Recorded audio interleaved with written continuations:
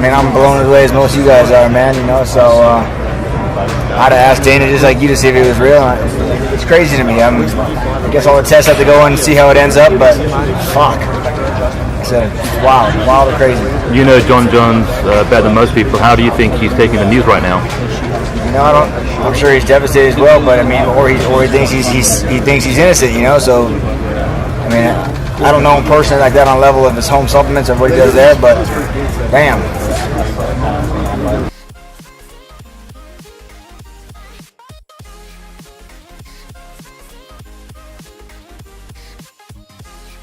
I tell you, it's not great. I remember the old day when the only marquee fighter failing drug test was me, but all of a sudden it's become a little bit more common. Look, it wasn't a big surprise.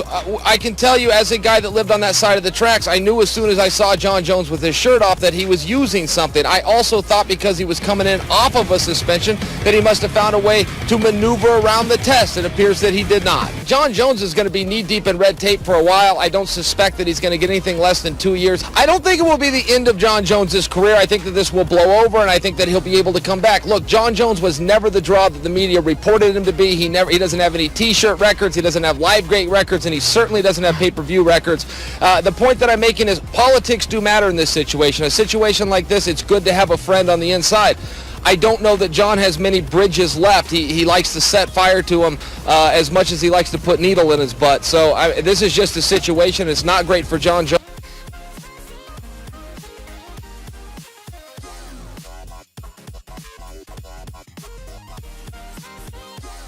Interesting fight. For me, this is interesting. Masvidal versus Lawler. I like that fight. I really do. And Masvidal, he was very close to a title shot. He lost to Mai. It was a split decision. One judge thought that he won. These guys used to also be teammates at the ATT. So even though one's coming off a loss and you got Lawler coming off a win, I still like the fight.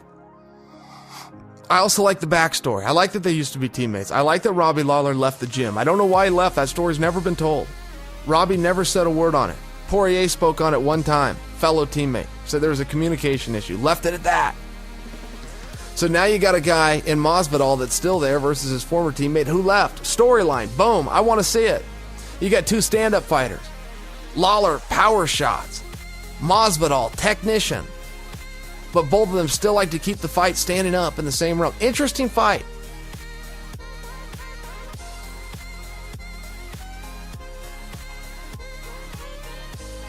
Here, some news came out. Brian Stann is parting ways with the UFC. Brian Stann, longtime member of the commentating team, both in the Fox booth and live.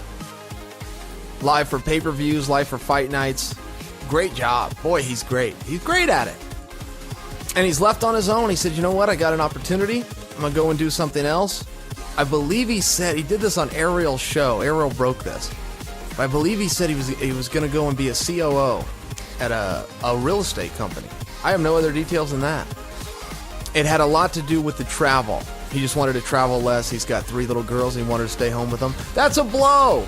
And I mean that as a compliment to Brian. He's really good at what he does. He's got a strong presence. He's great with his words. He's a consummate professional. So good for him. We'll see what he goes and does. We'll see what he goes and does. I believe he is at some point in his life going to run for the presidency. I think he will probably start in the Senate in Georgia, but I believe he's going to run for the presidency. I am not kidding when I say that. And for some reason, when you know a guy who could become the president, it's a weird thing and people think it's a joke. I do believe at some point in his life, that's the direction he'll go, but it doesn't look like that's going to be immediate. Taking some other position. Brian, you will be missed and good for you.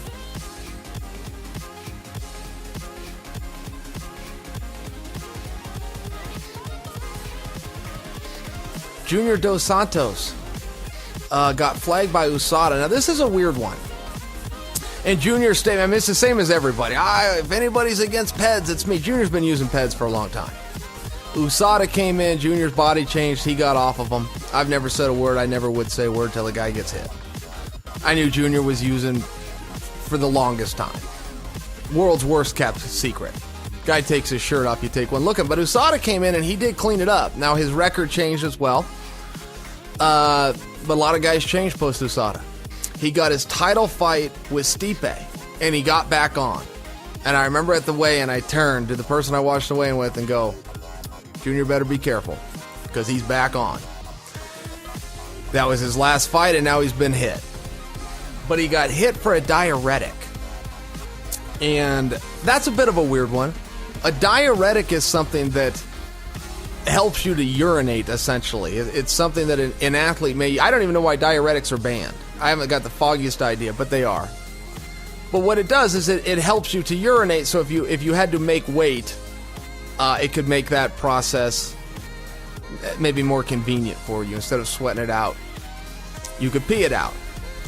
Junior's heaviest is 240 pounds, weighing in at a weight class that's got a cap of 265 pounds. So the last guy in the world that would need a diuretic is a heavyweight who's 25 pounds underweight. The fear by USADA is that a diuretic, or this one specifically, can be used as a masking agent. I don't know anything about it. Let him check his substances. Let him roll his own story out. We'll see where that goes. But whether he used or he didn't use, I'll tell you, Junior is a very nice guy. But the rules are the rules. It sits as simple as that. Sits as simple as that. Hey everyone, I'm here at home and look, I'm not here to give any explanation. Soon everything will be clear to all of you and no doubts, truth will prevail. I'm here in respect for all of you guys. I just want to say that this situation is very tough for me, my team and my family. And I would never cheat. It goes against everything I stand for. I played a fair game. We will get to the bottom of this. Figure out what happened, learn from it and move on. And I hope in the near future, Francis Ngannou and me can face each other and give you guys the show you were expecting for. For now, thank you very much for your support. It means a lot to me and that's why I'm here. Good night. We'll be right back.